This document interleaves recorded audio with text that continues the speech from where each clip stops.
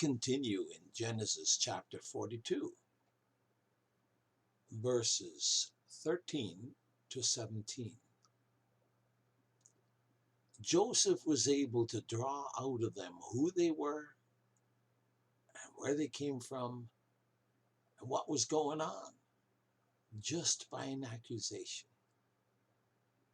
Joseph used to be in charge of one of the worst prisons in Egypt.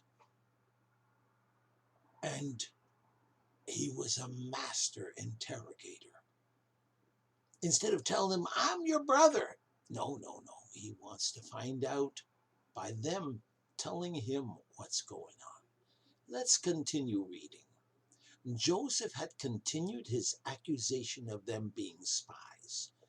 Nay, but to see the nakedness of the land you're come. And it worked. And they said, thy servants are 12 brethren, the sons of one man in the land of Canaan. And behold, the youngest is this day with our father, and one is not. All this was said to show the improbability of them being spies. Let's face it, spies would have gone to different places to check things out, but they're all from one family going to one place, and that is to buy food. See, at first, they seemed to speak of only themselves sent by one man. You always listen to this.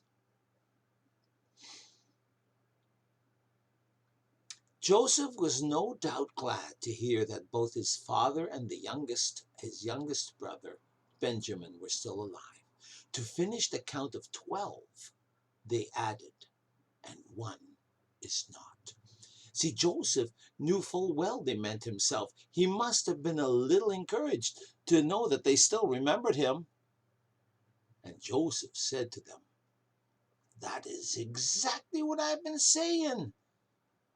That is it that I spake unto you. You are spies. In modern English, he said, like I just said, you are spies.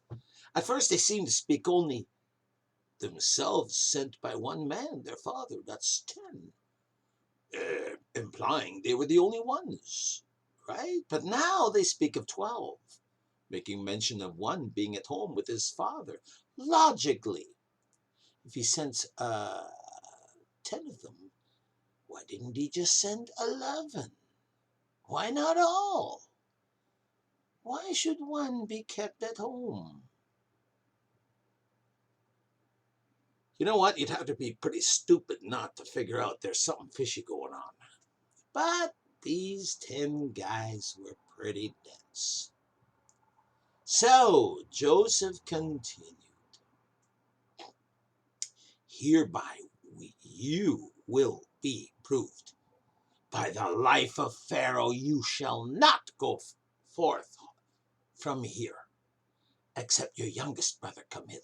In other words, as long as Pharaoh is alive, you're not leaving unless your youngest brother came here. Many commentaries interpret by the life of Pharaoh when Joseph said that as an oath to Pharaoh as a god. As Pharaoh liveth, and blah, blah, blah. Yeah, really, he had to play the part, didn't he? But since Joseph was able to maintain his devotion to the one true God in the midst of this gross idolatry of Egypt, wouldn't that have been an absolutely repugnant idea to Joseph? Anyway, so next, send one of you and let him fetch your brother, Joseph says, and ye shall be kept in prison, that your words may be proved, whether there be any truth in you, or else by the life of Pharaoh, there it is again, surely you are spies. Now he proposed that one of them might be sent to their father's house and bring the young brother down to Egypt. Now in the meantime, the rest of the brothers would be kept in prison. All Joseph suggested that by this it would be seen whether they were men of truth and honesty or not. But should their brother not be produced, it would be evident that they were not the honest men they pretended to be, but were in actuality spies. So, and he put them all together into ward 3 days. Now, where did we hear that before? They were put into ward. Joseph most probably may have consigned them to the same prison which he had run just a mere 9 years ago. This was calculated to enable them somehow to consult together in agreement who should be sent to fetch their brother. Joseph knew this would probably not happen, but it did do something else that Joseph did not anticipate.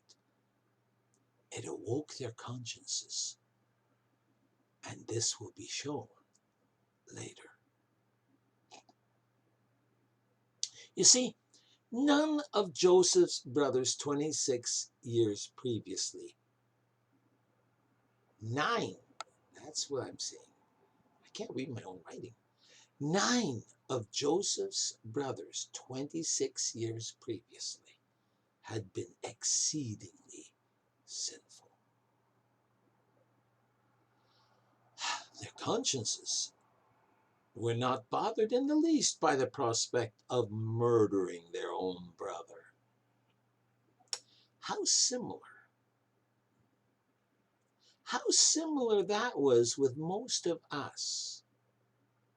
We may not be murderers.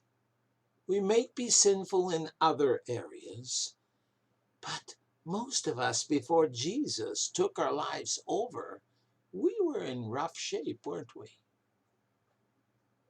Though Paul was talking about people in the end times to Timothy in 1 Timothy 4 verse 2, he could be speaking of us, speaking lies and hypocrisy, having their consciences seared with a hot iron, a cauterized conscience. That's as dead a conscience as can be. See, Joseph's brothers were in a similar, predicament way back then. They thought nothing of just killing Joseph to get him out of the way so that their dad could go back to loving them instead of loving Joseph more than them. But God eventually used Joseph to change their lives dramatically. Hallelujah, but in a greater way. Jesus changed our lives dramatically by miraculously resurrecting a seared, cauterized conscience. Folks, that is a miracle. It happened to me, and I hope this happened to you